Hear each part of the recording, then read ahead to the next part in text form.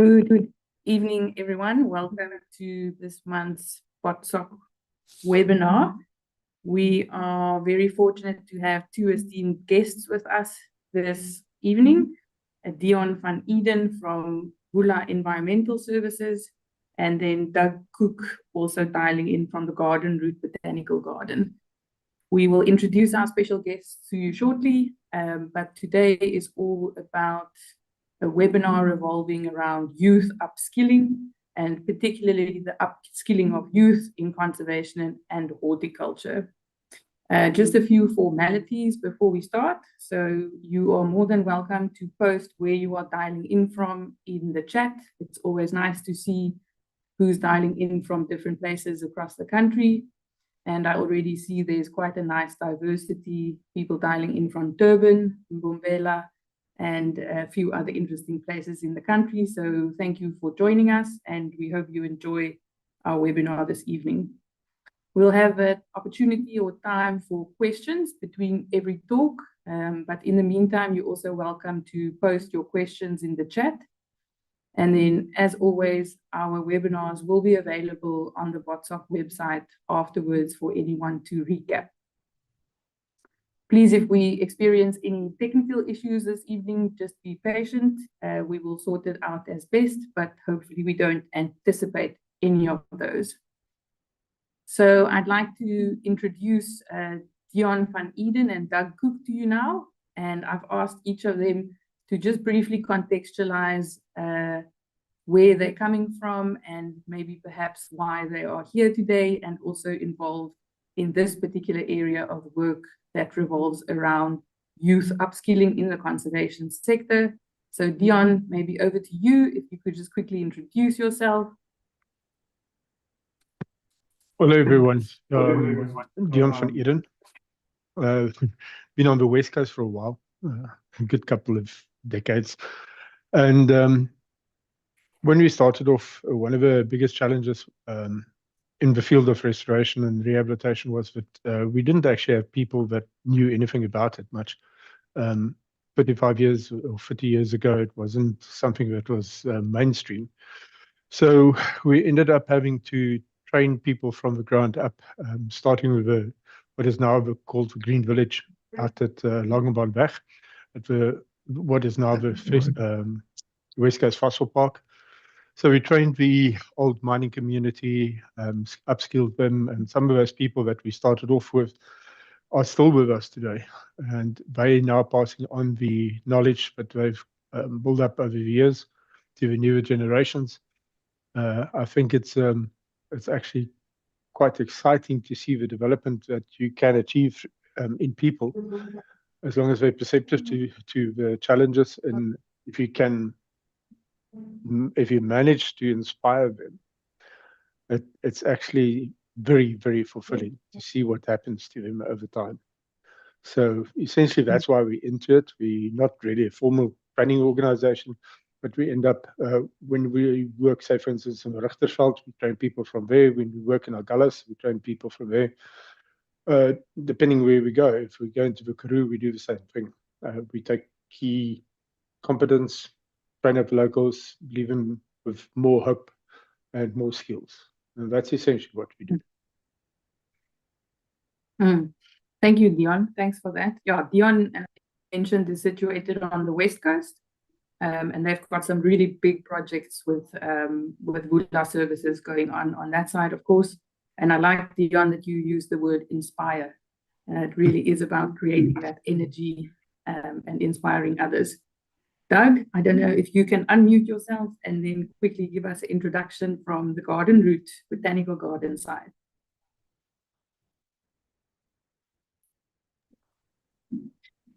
Hi, everyone. My name's Doug Cook. Yes, and I'm one of the trustees at the Garden Route Botanical Garden. Retired. Obviously, it came down to the Western Cape to George from Natal, and I got involved with the propagation and gardens at the Botanical Gardens.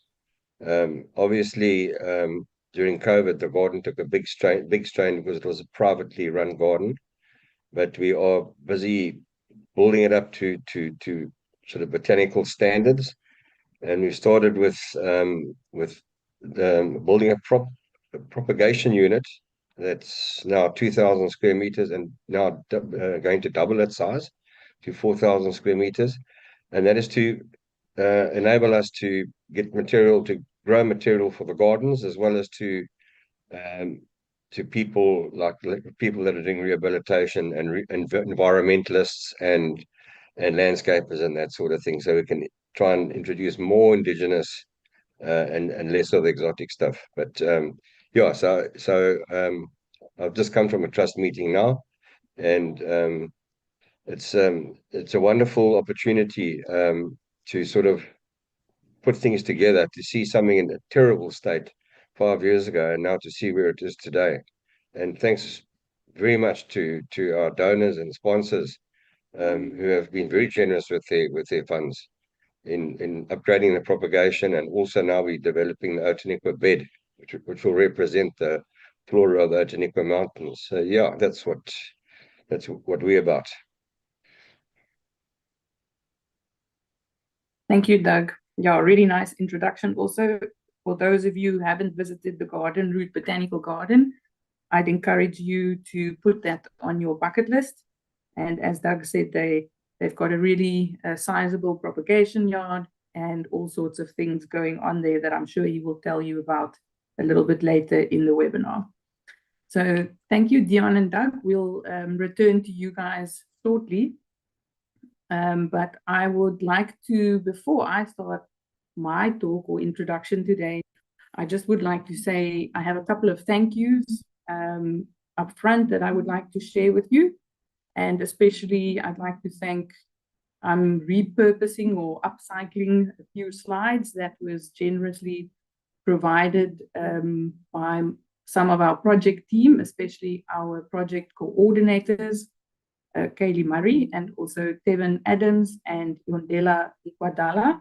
I will introduce them to you all a bit later on, formally in the slides, but also just to acknowledge their contributions in the presentation that I'm sharing with you today. So I just want to double check everyone can see my screen.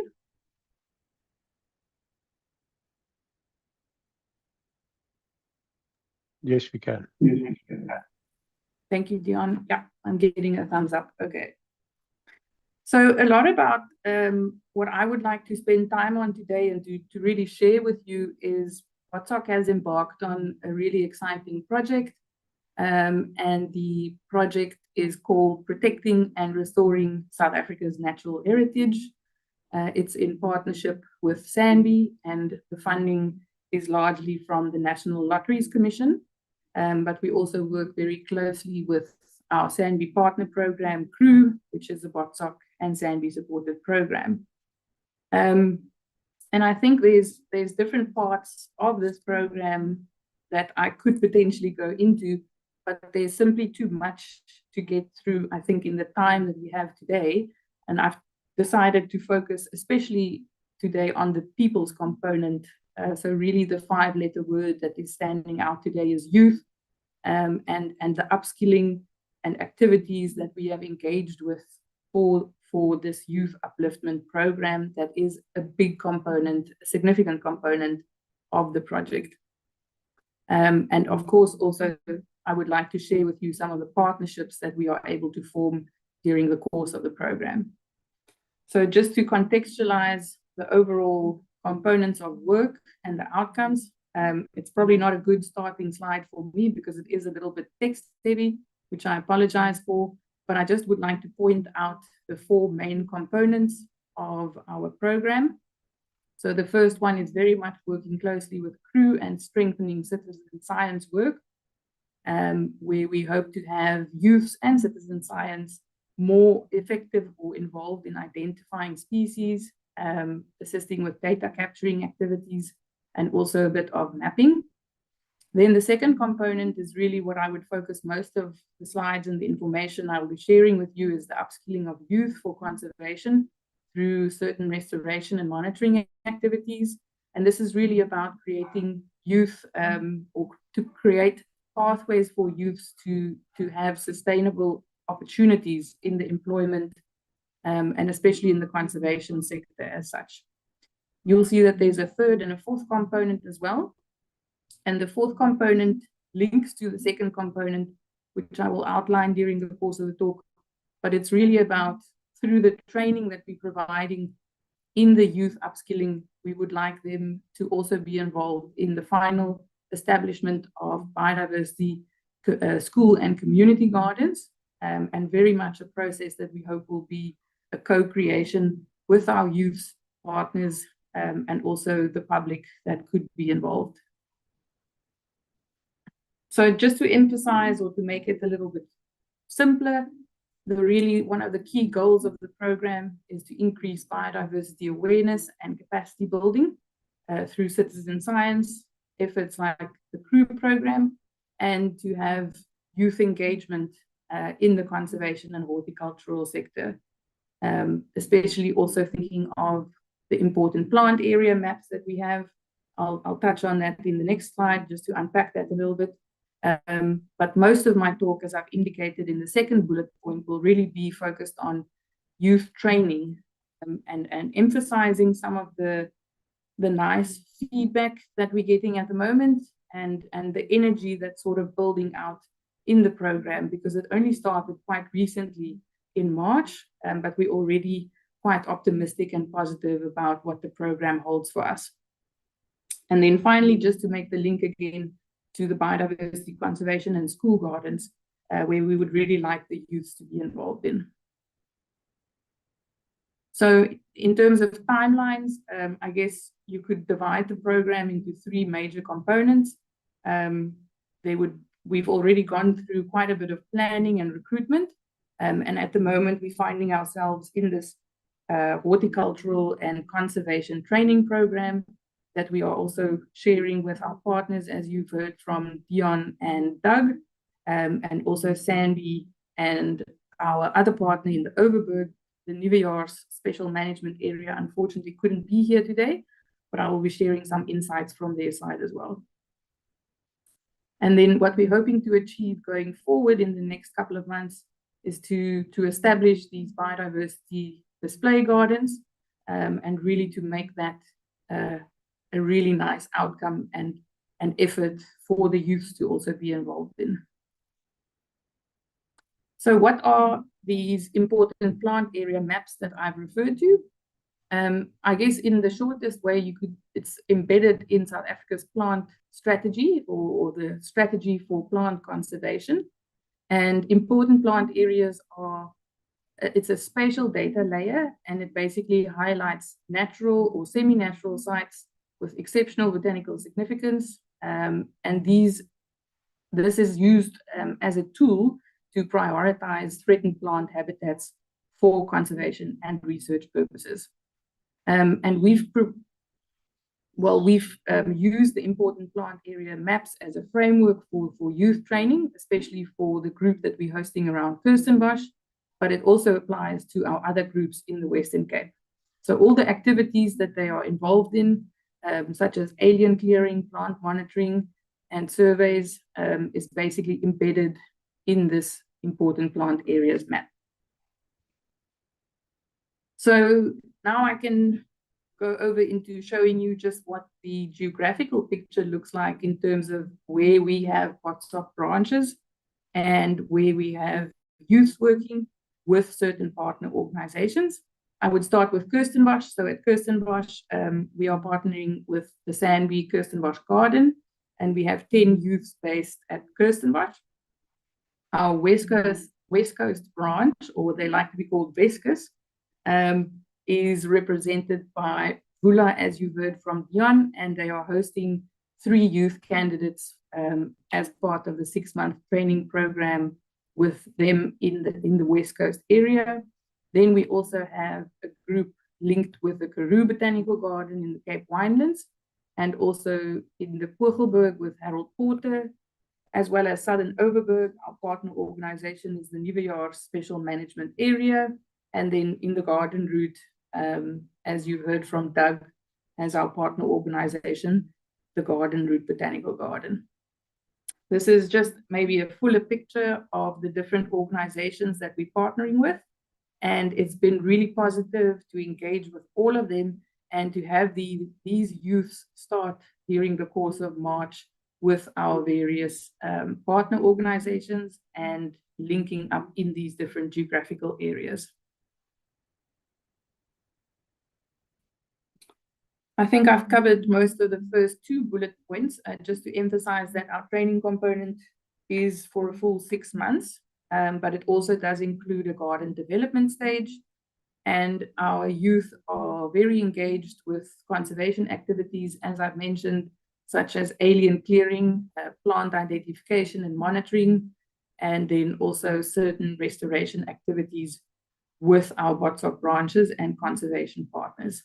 But the overall aim is really to expose these youths to a diverse set of skills, so covering gardening skills, horticultural skills in terms of propagation, as well as display maintenance, and then also conservation skills. The scope of these activities basically takes a little bit of a different shape and form depending on the partner organization, and what kind of threats to biodiversity, for instance, would be more prominent. It would be a little slightly different from the West Coast area compared to other areas, you know, in the Overberg or the Garden Route, where things might differ a little bit. So I've mentioned earlier in my presentation that we do have some project coordinators to help us to roll out this program, and we're fortunate to have Tevin Adams as our project coordinator. Tevin is really working hard on coordinating all activities for the Western Cape groups. And then Yondela Nkatala, she is our coordinator working with the Kirstenbosch group. Both of them have started in the last 3 to 4 months, and they've done a really good job so far in pulling things together. And we'll definitely invite them also to the next webinar so that you can hear more directly from them. Then we have 2 program interns, Senazo Jama and Ngawetu Ngaka. They both bring their experience from previous internships and also academic fields into the program. Senazo worked at the Golden Gates National Park in the past, and she's quite skilled in alien clearing activities as well. And Ngawetu is really a horticulturist with some background, quite extensive background working at the Kirstenbosch National Garden. I just want to also introduce them to you. Thank you. So this is the first slide that I'm quite excited about. And in the photograph there, you see our 10 youth candidates that started in March. We welcomed them through a welcoming day earlier in March, and we've really been exposing them to a diverse set of activities in conservation and horticulture. The Kirstenbosch Garden also has been very supportive in terms of training, and these guys are getting all sorts of exposure to the skills that I've already outlined to you earlier. Their training program will continue into May, and then we're really excited to have them as part of the garden development stage. So I just want to highlight a few things that they've already spent time on, and that we've got some nice feedback from the youth on in terms of what they've learned.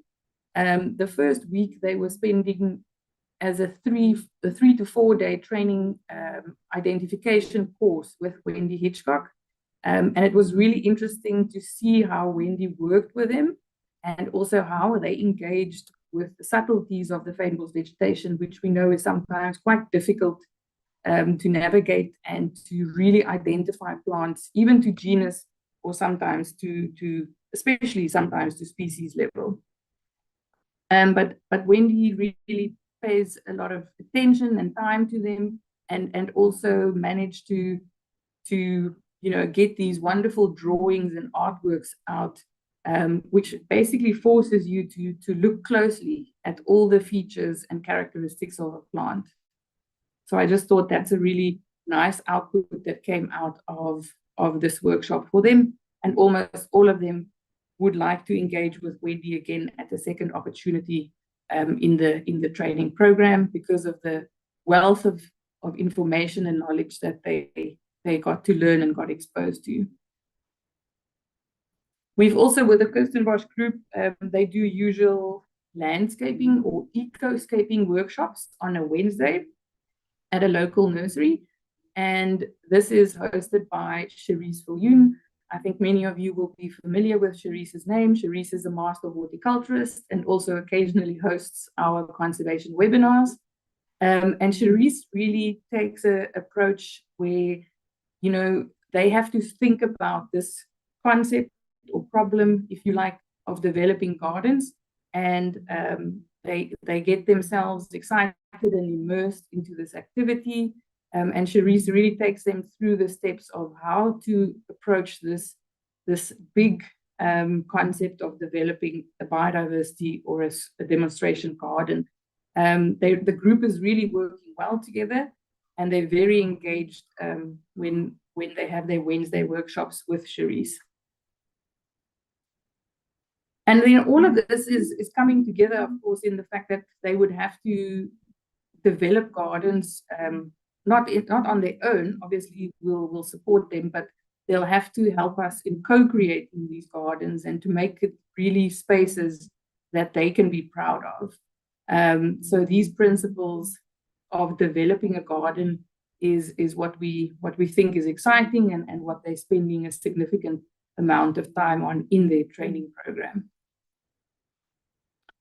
On top of that, it's not always just about landscaping or ecoscaping, but also wanting to engage with the crew workshops, and our crew partner program, as I've mentioned, has been offering many workshops to the youth and also field trips. So we're very grateful to Ishmael for that. Tristan Kruger has also spent some time with them in terms of species recovery work, which is incredibly important given the state of urbanization, especially in the Cape Town area, and urban development for that matter. And we've also got an INAT project for the program, thinking especially about the City Nature Challenge, which is about to start in the next couple of days. And I hope many of you are getting excited for that. So our Kirstenbosch group, I'm really positive and excited for them. You can see in the middle picture that there's a nice energy brewing. They are growing their individual portfolios in these conservation and horticultural skills, and they're really, you know, growing as a group, as a team, and very much in this program. It's not only about the hard skills that one learns, but also the softer skills in building the confidence, the leadership, and developing the development of self, you know, to work together as a team that we're very excited about. I'm going to shift over just to give you a little bit of feedback from the Overberg group. So we have 3 youths also based in the Overberg with our Overberg branch, and they are particularly partnered with or paired with the Nuwejaars Wetland Special Management Area. The Nuwejaars Wetland Special Management Area has a strong focus on both environmental education and youth upskilling, and therefore it was a natural match, you know, to partner with the Nuwejaars folks from our side. And we have 3 youths working with the Nuwejaars team, Kaylee, Delvin, and Haley, and they are all from the small Moravian town of Elim. The picture that you're seeing there is a training workshop that they attended. I believe it's at Grootbos, and it was also a very useful exercise for them, really learning skills in terms of propagation and plant cultivation, and fynbos plants, which are often so difficult to grow. So the opportunities, these slides were provided by the Nuwejaars folks. So I just want to highlight the main activities that they were busy with. They are really very engaged with alien clearing. It's one of the key activities in the Overberg or at the Nuwejaars partner. And that's because the alien clearing, the threat of aliens to biodiversity in this area is exceptional. So there is a strong focus on that, and also with the responsible use of herbicides and safe working procedures. They have attended 3 training courses, largely related to vegetable and paintbrush propagation, and then also some occupational health and safety training, which is useful in the workplace, of course. Then our Nieuwejaars or Overberg group is also fortunate to have a champion such as Gertie. And I'm just going to leave the slide there for you to read through. But our Nieuwejaars group is really fortunate to be learning from the best. And you can see that Gertie is a STEAM champion. She runs 2 teams and has been working with the Nieuwejaars since 2017. She started her business in 2005. And she has a wealth of experience working with the Working for Water program, and it's incredible to have her as the mentor, basically, of our youths. And she says that the youth are very engaged in their learning so far, and that they've received all sorts of training, and that they have a passion for what they do. Just to briefly highlight, we have youths at Harold Porter and the Karoo Desert National Botanical Gardens. There's 3 youths at Karoo and 2 at Harold Porter, and they also immersed in similar activities and a wide-ranging set of activities, especially. Our Darling group, Dion is going to tell you a little bit more about their activities very shortly or briefly. And there's obviously different threats in the West Coast area, and they're spending a significant amount of time in learning the vegetation, the subtleties of the plant features and characteristics, but also the soils that create these unique conditions for this vegetation in the area. Vula, as you know, has a strong focus on rehabilitation and restoration, and I'm going to pause it there and rather hand over to Dion in the next couple of minutes. Our garden route group, we've got Doug here that will talk more about that in the next couple of minutes, but Therese, one of the youths based at the garden route, provided some feedback to me, and she said that every week is exciting, and it means that there's a new chance to get to know new plants and their qualities, because the seasonality obviously also changes. So every week is a new experience through the seasonality of the vegetation. And they're doing all sorts of exciting things that I don't know much about. I know nothing about how to pot a dizer, but they're obviously learning these skills quite carefully. And thank you, Doug, for also being involved on that front with this group. This is just a little bit of feedback also from the group on where they were growing Ferraria crispa. Obviously not the easy species to grow, but with patience and care and the correct methods, you can obviously have them grow and flourish in the garden. So the vision at the end for this program, I focused a lot on the training program, but the vision is that there would be a co-creation of biodiversity demonstration gardens. And why do we, what's the significance of this basically? But the vision that we have for this program is that these biodiversity demonstration gardens will be educational spaces. They will be designed to showcase the important and basic principles of biodiversity while promoting local conservation. So it really, we hope to provide a living model to demonstrate how biodiversity components can interact, and also to create a balanced and thriving ecosystem. So the main thing about these gardens is that they would be used as a tool to create environmental education and awareness, community engagement, and basically serve as little hubs where people can come together and learn more about conservation, plants, and the important features that I've highlighted. We're also planning to install signage so that these gardens can be accessible spaces for people to enjoy. So I think at the end, this is just a short outlook and conclusion, but what we really hope to achieve through the program, and as I've said, this is a first program that BOTSOC is embarking on. So we are learning, really learning a lot as we go through it on a weekly basis. But it is basically teaching or creating that, holding that space rather for understanding principles of biodiversity and conservation, so that these youths can become stewards of nature, and many of them already are. The energy and the passion that they have is quite encouraging and exciting for us.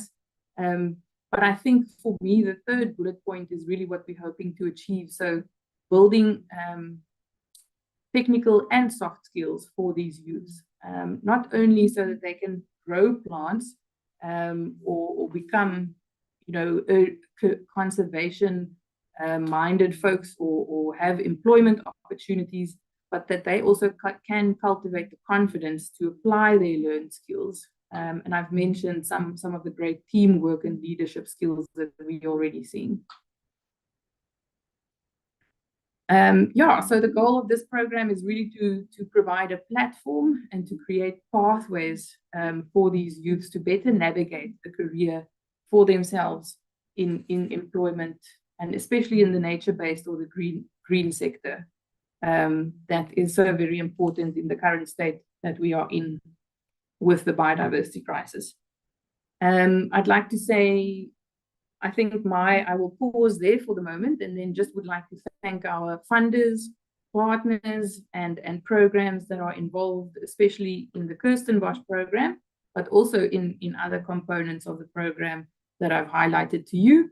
And then I see I'm a little bit over time, but I will answer questions in the chat, and then I will hand over to Dion at this stage to tell us a little bit more about the work that is going on in the West Coast and with Hula as one of our partner organizations.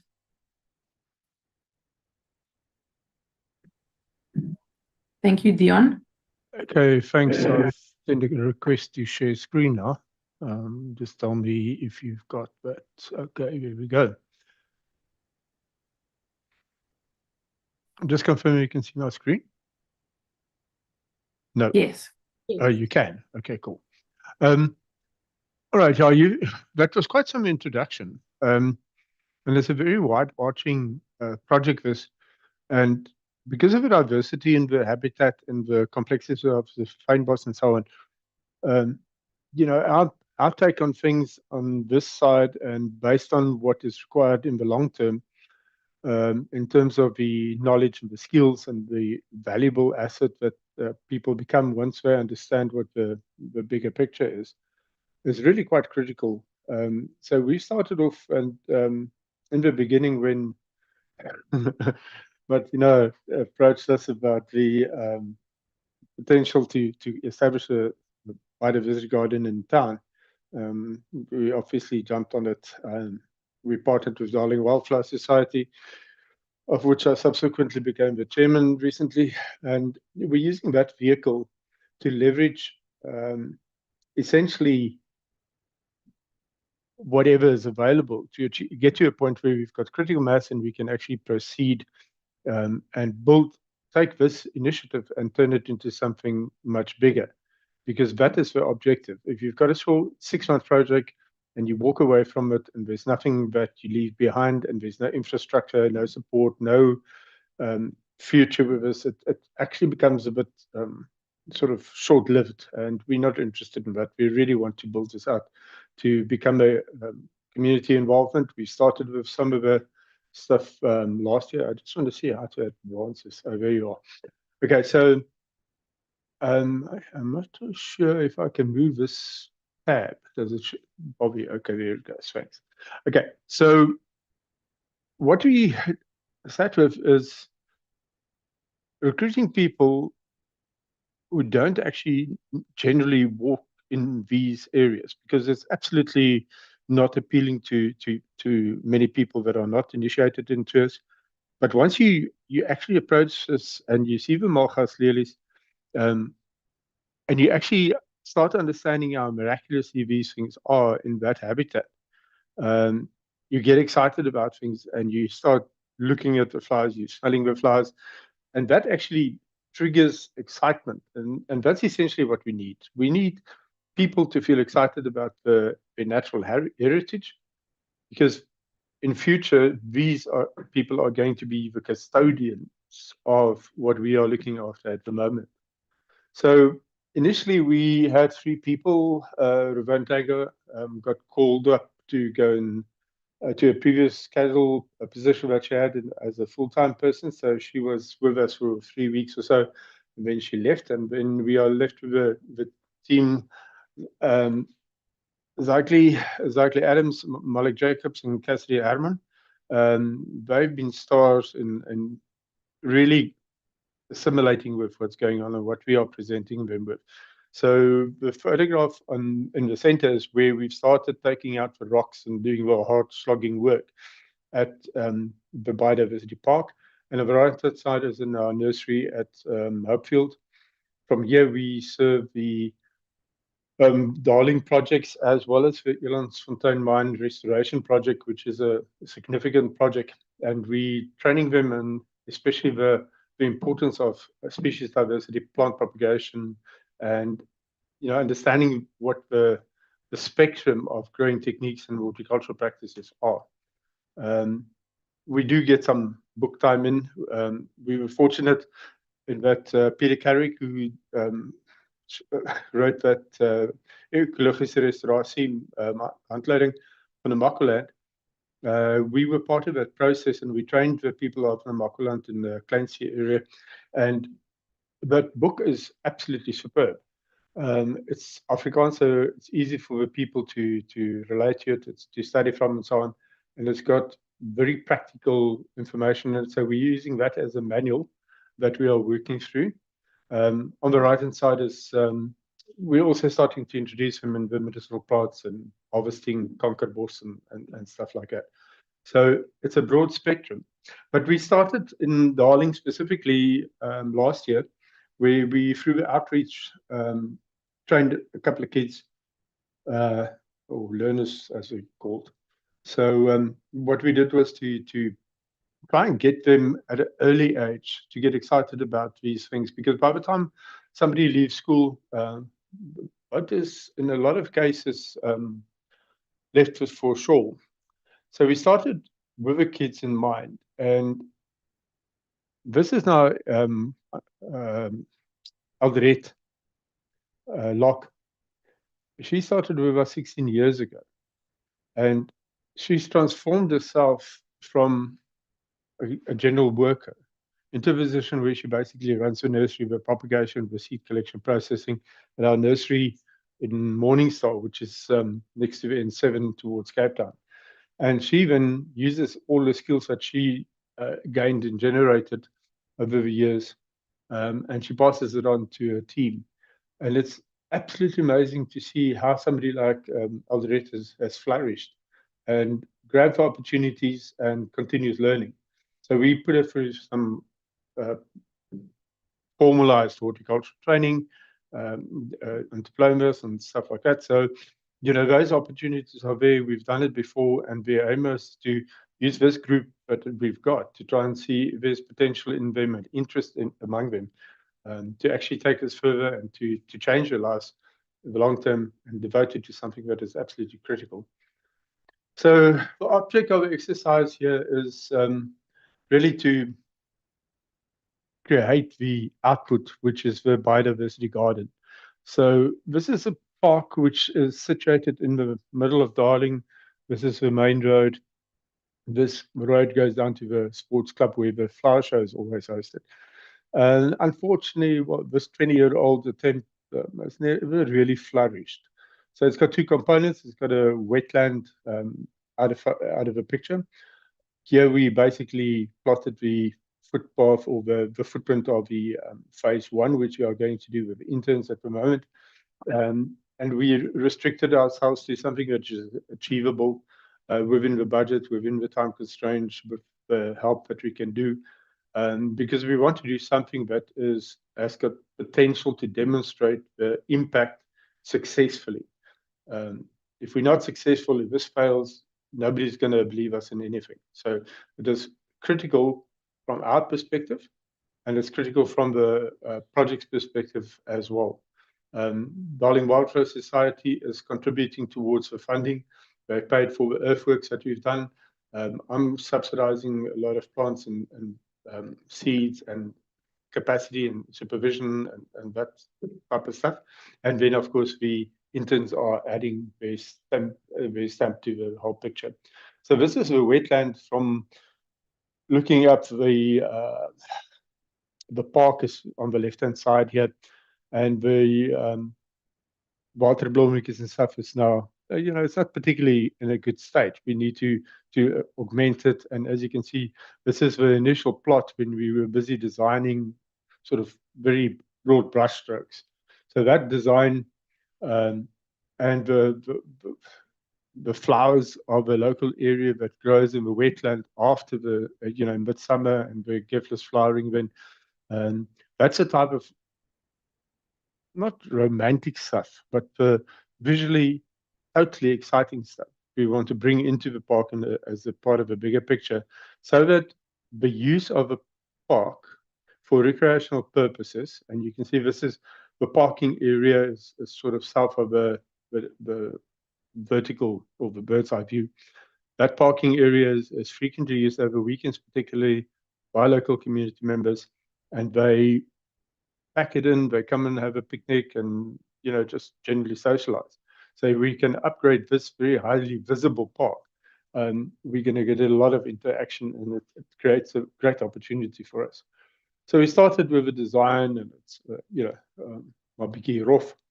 Anyway, so by the time we've got a final design, we basically zoned the plants according to soil types and what we want to try and display. And then we took that and we developed on the left-hand side of phase 1, which we're going to do now. And then obviously with some site adaptations and so to it. We've already done the basic earthworks. We're going to complete the earthworks and composting next week, Wednesday, I think it is. We're getting the compost and we're going to spread out the compost and incorporate it into this. It's difficult to see the topography, but essentially we're going to do a seasonal wetland up at the top. Seasonal water of rainfall flowing through this. There's a canal that we're taking down to the bottom wetland. And these heaps are now more formed and shaped. This is where we're going to have the different habitats represented, from renosterveld, thicket, and fynbos as well, and seasonal wetlands in the center with some annuals and that type of stuff, which is really, we need to bring a wow factor into it. So the detailed design is the thing that is going to take place in conjunction with the learners in this project. So this is just, when we find the shaping. So once we've done the composting, we're going to just cut the path and the drainage line. And when we incorporate the compost, we're going to leave it for about, after the first range, we're going to leave it for about 2-3 weeks until we get the weeds to germinate, because this place is infested. And then we're going to take out the weeds chemically and then overseed the area and interplant. We're also going to install selective areas under irrigation to make sure that we've got the additional trees and some critical species that are grown in the nursery, which are already 2-3 years old, but they're from Darling, to be able to pull them through because they're not going to survive in this habitat with any drought or, throughout the summer with any assistance initially. So this is one of the projects that the students have been involved in. Rumicapensis, summer flowering local species. We collected the seed in, this is flowering, this is a seed process. We then soak, this is now a different species, but this is now the Phonocordus. But we soak in a similar manner the Dromios and overseed that we actually use in a smoke extract that we manufacture, and then that is seeded, so we get very good results because this fire Q is actually quite potent. It's based on work that Charlie Boucher and Brian did initially by bubbling smoke through water, and we've changed the methodology there. We're distilling it now, getting a much more concentrated version and so on.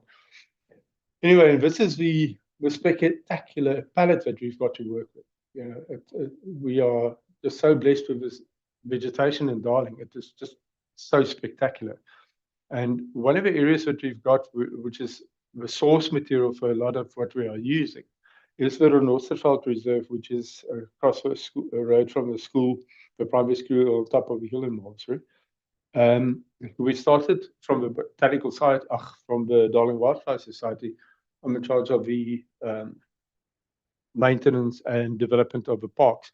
And part of the things that we did was to actually start creating new paths so that we can restore the old paths, creating new access points, new parking, which is more suited.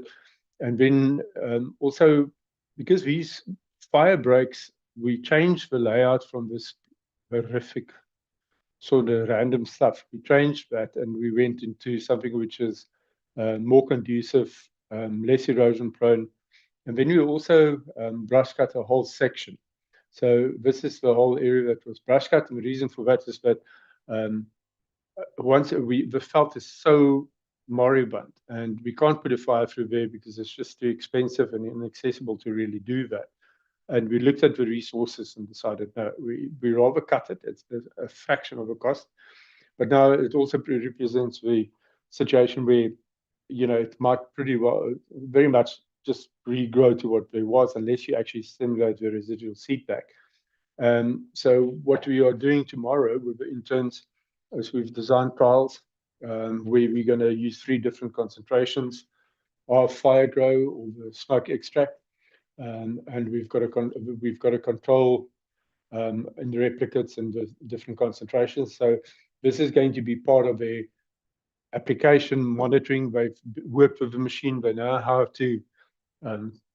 it actually functions and how the fire grow is actually manufactured. And tomorrow they're going to get the chance to actually apply this stuff. And this is also the reserve where we're going to start with the City Nature Challenge on Sunday. We're going to do it on Sunday down here with us. So they're getting a massive exposure into a whole range of management scenarios and options in conservation areas, because it's impossible to grasp, the dynamics in a space and to see, you've had an incident where a felt was, where this is years ago, where a locomotive set fire to the Renosterveld in this field, which was then subsequently plowed and so on. And the only escaped Brunswiggers ended up next to the fence line, and they germinated and they grew there, and we got color morphs within them. Only 3 of these plants, but I mean it's pretty special to see this and to see that under these sort of really stripped out conditions they flourish, but once it's overgrown you don't see them. With the team, I do believe that they can't just do the nice things. They have to understand bigger pictures. They have to understand dynamics on a much larger scale than they are working, because otherwise they can't connect the dots and understand how what they do impacts the long term or the short, medium, and long term. So we also do dune management, and this is one of the projects out at Fischhoek. Got a couple of Hout Bay and Table View and so on, where we do dune management and we use different species to affect managerial control of the stuff. And this is now after basically 18 months since we did the earthworks.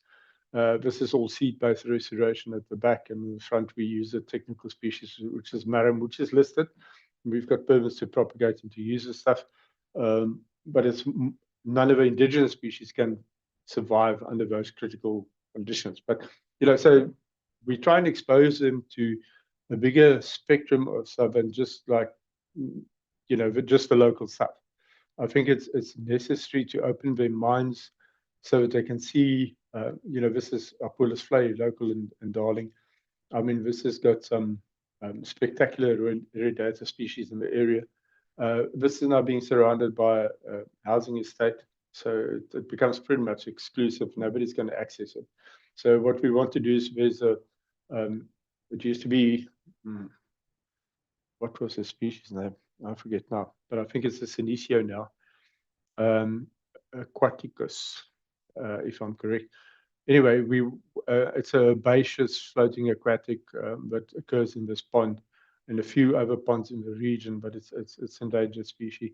So we're going to actually start propagating that, and we create using a lot of the dynamics which are observed at the Apollo's Flay to reintroduce at the park as well. So we go out to the veld, we see what the dynamics are, what they are like in summer, what they're like in winter, and working from the ground up, so to understand the soil microbes, the dynamics, everything else that you require. So basically, that was me. I suppose I can stop sharing now. Can you stop me sharing? I don't know where to stop this now. Okay, so that basically is what we're trying to achieve. So nothing much. Thank you, Dion. I think that provides really nice context and yeah, a really ambitious garden development process. Like as everyone can see, they're also underway in Darling. I don't see, there's questions about participation in the program. How can people get involved? So at the moment, we've closed the recruitment process and all our youths have been recruited, but anyone can still get involved as a volunteer. So I encourage you to get involved via your local BOTSOC branch.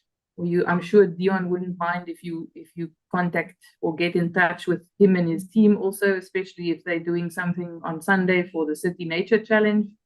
Yeah, I think that's the best way that you can contact us. You can also send an email to conservation@botanicalsociety.org.za, and we'll happily respond to you there based on the area that you find yourself in, of course, and how to link you up with a local group or partner in the area. There's some comments, yes, on local participation and community involvement. We certainly acknowledge that, and I think Dion also touched on the importance of that in terms of driving the success of these programs. I'm going to thank Dion at this stage. Thank you, Dion, and then I'm going to give the floor to Doug to give us his input or overview from the garden route, botanical garden. Doug.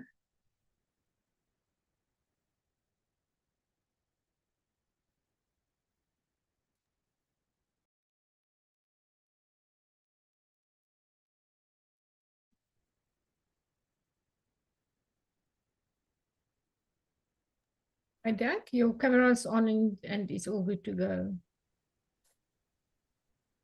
Hang on, let me just get this sorted out here.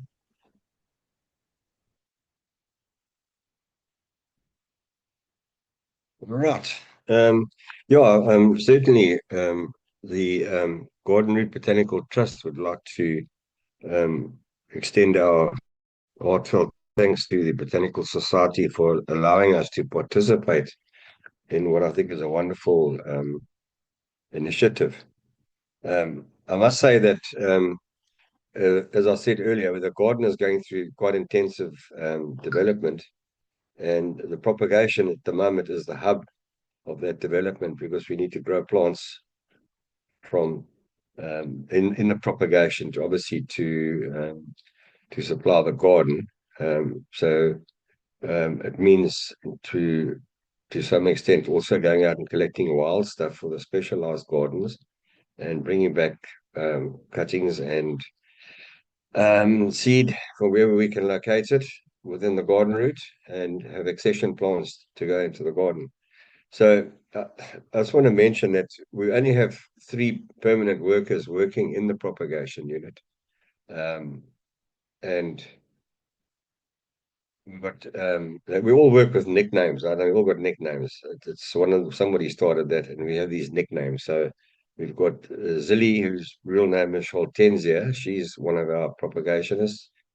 And we've got Geraldo Collitz, who we called Smiley.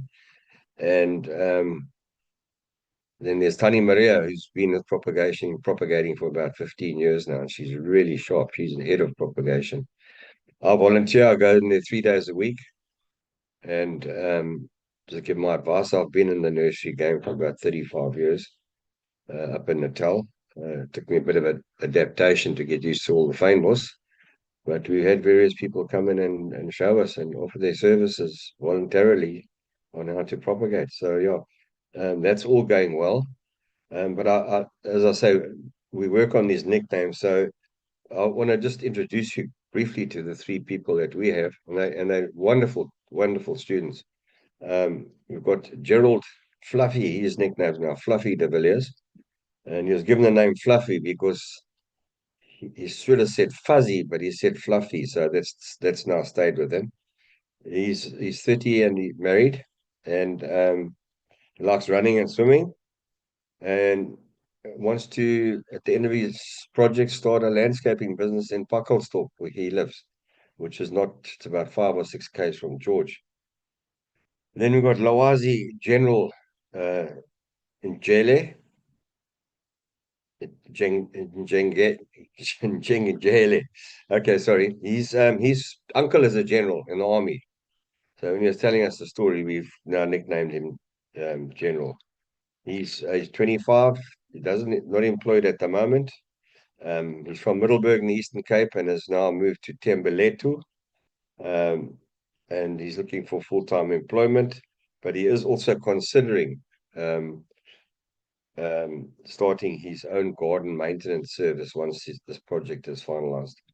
Then we've got Therese, nicknamed Pom Pom Broxham. She was so fascinated by the pom pom tree, which is a Diascotyne flora, that we actually named her after the tree. So she's from George. She's single, 19 years old. Has taken a gap year. Left school last year. Has taken a gap year this year to get her driver's license and do short courses. And she's so grateful for having achieved this or been admitted to this program, because she's going to study next year. She's going to study environmental science and climatology. And that introduces you to our three guys. So when they arrived, they were Australian, because it's right at the beginning of our propagation season. So they've spent the last 6 weeks basically on intensive propagation and cultivation. The other aspects of the program are going to sort of kick in from the 1st of May, but it was the first 7 or 8 weeks that they're going to spend in propagation and cultivation.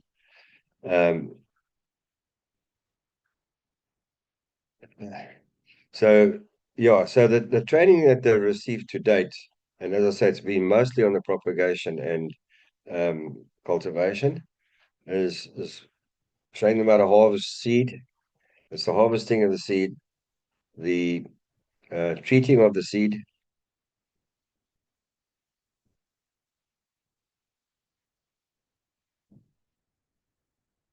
Okay, you can see some slides there that just show you the various things that they are doing. There they are taking Daza orchids and repotting them. The Daza collection was donated to us by Hildegard Kraus of Daza House in Berrydale. She's one of our trust members as well. And we've got about 100 Dazas going at the moment. And they're working out very well. They're growing well. And George appears to be a good area for growing Dazas. If I just carry on with the seed side as well as with the harvesting side, we treat for any insect activity, and then the seed is cleaned, it's prepared for planting, and there's various ways of preparing it for planting, whether it's nicking or scarifying or hot water or whatever, smoke treatment. Then they've been taught how to set up a seedling mix, to make a seedling mix for the different types or groups of plants, and then they have to monitor. They plant the seed, treat it with a fungicide, and then monitor the germination. Once the seed is up and germinated, and it's about maybe 30 to 50 millimeters high. That's then put into the cell plug trays, the white trays. And then from there, so that's the whole seed side they've learned, and they've been very successful with their propagation. There's typical on your slide now is Ferraria crispa. So they planted all those and looking good. So they've done pretty well, but they're under the expert tuition of Maria as well, who's been doing this for years. And then when I come in, then I assist with the more difficult stuff. So on the plant cuttings, they've all collected various plants with the help of Maria, and they've done cuttings directly into white trays, treated with fungicide and put under mist propagation. The seed and cuttings are put onto heated beds until they germinate, until the cuttings root, and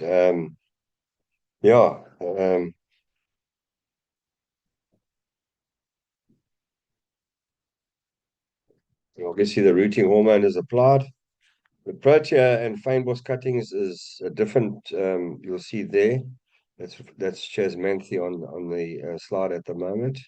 And they fertilized and they topped up with compost, ready for the season's flowering. So with Proteaceae and propagation of Proteaceae, we make up the suitable protea bags with the correct mix and treat with the fungicide. It's very important, the collection of protea cuttings, whether it's out on the field or out of our garden or other people's gardens that have donated.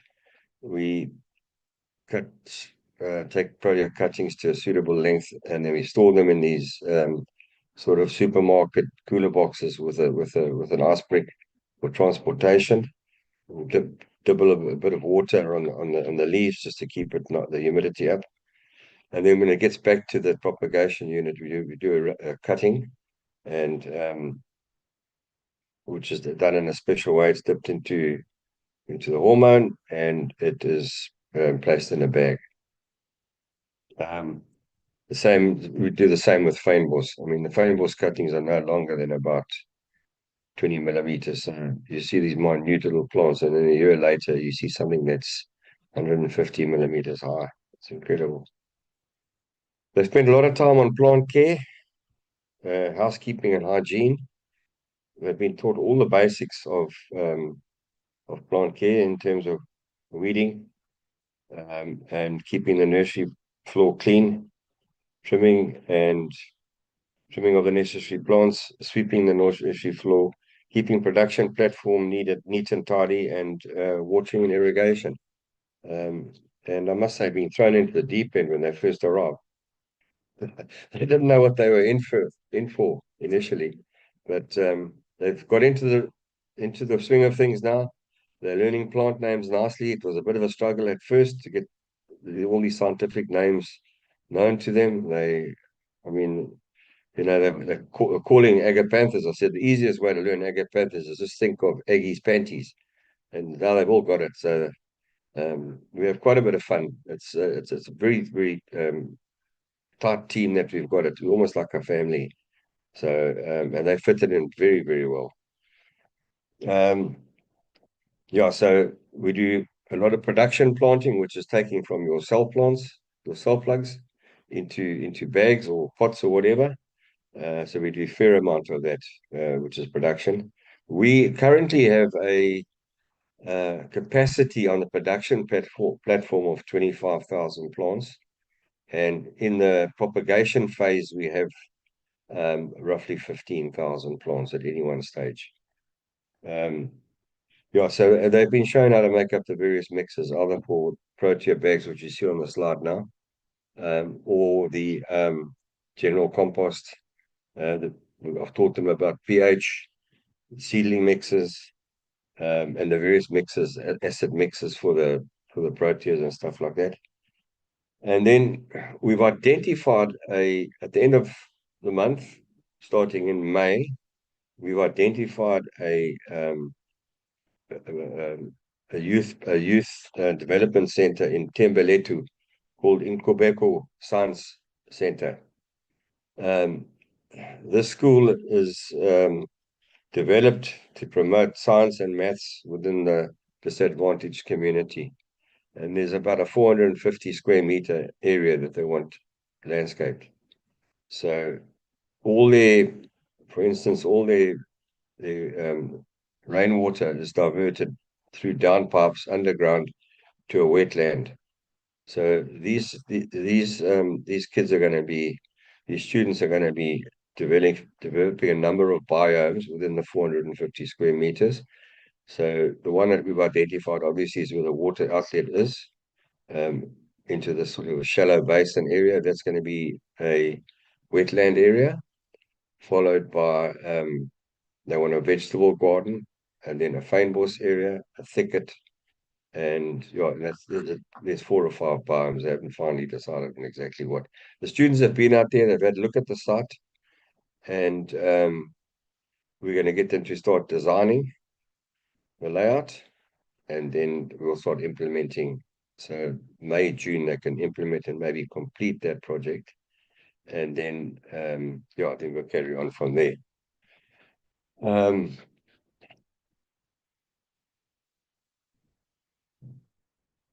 There'll also be a herb garden that they want done as well.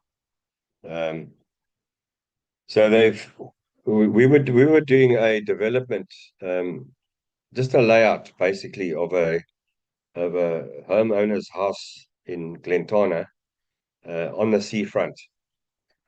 So I went through that exercise with them in terms of selecting the right plants for the sea wind, and the owner was actually doing the landscaping. We just supplied the plants and we had to place them.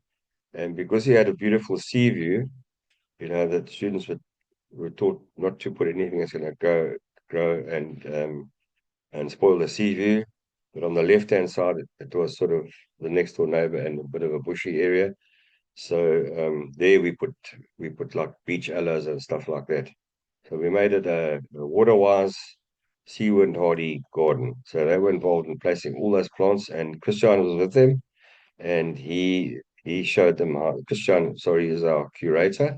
He took the delivery there with the students, and he taught them the basics of landscaping, and then also placing of the plants, and why we group them or sweep them or whatever, that you don't just plant them randomly.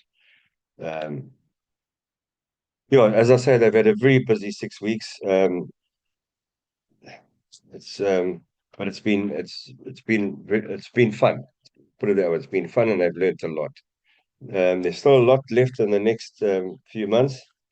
So as I said, May and June will be the design and the setting up the irrigation and sorting out the landscape for this Inkobeko Science Center. And then when they get back after that, they'll be monitoring that site probably once a week, once every 10 days, for things like garden maintenance and maintaining pathways and things. Then we've sort of got a rough program for them in terms of how we can fit them in. They're going to spend 1 week in the nursery doing sales and knowing the plants and how to work the Yoko machines, just to give them a bit of admin experience. And also then 1 week or less, maybe 2 or 3 days with our receptionist and manager, our office manager, admin manager, just learning the basic admins of a business, administration requirements of a business. And then there's going to be 2 weeks of general garden maintenance. It's working with our gardeners in the various beds, just showing them how to use the equipment. And then the other thing is we're going to try and organize field trips, as many field trips as we can. And they're going to be doing a night walk with Christian to go and see what life there is. And also there'll be 2 or 3 weeks dedicated to conservation and alien removal. And that's about it. That's about wraps up their program that we've sort of designed for them based on your requirements. Yeah, so that's how we'll conclude my talk. If there's any questions?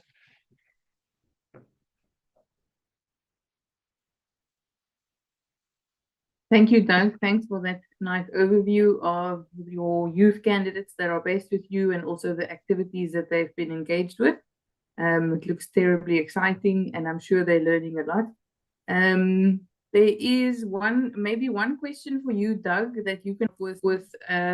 There's a question by Reese who's asking, in the Knysna area, how can my kids be involved?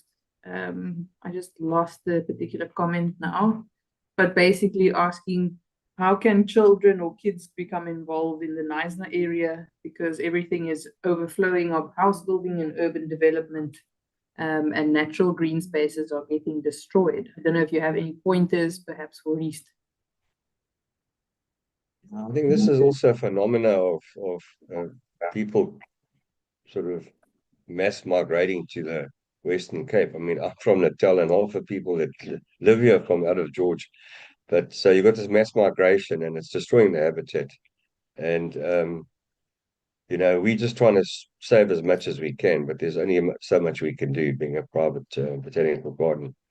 But if one gets hold of Nana Jabir, maybe pledge and Plet, maybe Naza's closer to there, maybe she can help, because she's got her feet on the ground in terms of what crew do and what's happening in that area. I'm a bit lost when it comes to Nazna. Yeah, thanks. No, I was also thinking of Nana Jubei. Her name comes up quite often, and we'll try, if you email conservation at Botanical Society, then we can try and put you in touch locally with some of those organizations. So thank you, Doug, and thank you, Dion. Also, you can switch on your camera if you like. We're about to just conclude and say thank you, especially from the Botanical Society. I also just want to thank the Sandby Kirstenbosch team. They've been very involved with the training component of our program so far. There's about 6 or 7 horticulturists working with Werner, the curator, and it's just really encouraging to see the energy and the openness that they've approached this program with. The Sandby Millennium Seed Bank team, Victoria Woolman, will also, the youth will get some exposure to the Millennium Seed Bank program and some of the seed collecting that they do. And one person that I haven't thanked is also Zane Matthews from Sandby's Outreach Greening program, which has been Zane has been very involved in the training component for the Kirstenbosch youths as well. So I think with that, we conclude tonight's webinar. Dion, thank you very much. We hope to see you in the field soon and in real life, not in a box. Doug, you're a little bit further away, but I'm sure we'll make a chance to connect and to meet up with the Garden Route folks as well. And just a reminder for everyone that's here is the City Nature Challenge is starting tomorrow. It's running from the 25th to the 28th of April. Loads of activities. Please look at social media, local conservation groups, through Sandby, the Botanical Society, and also Crew's social media platform will share or put you in touch with activities that you can get involved in locally in your area. Thank you very much. Have a good evening, everyone, and we will see you at our next webinar, which is also the last Thursday in May, and that webinar will again be hosted by Cherise Fullion. Have a good evening and see you soon. Bye-bye. Thanks. Bye-bye.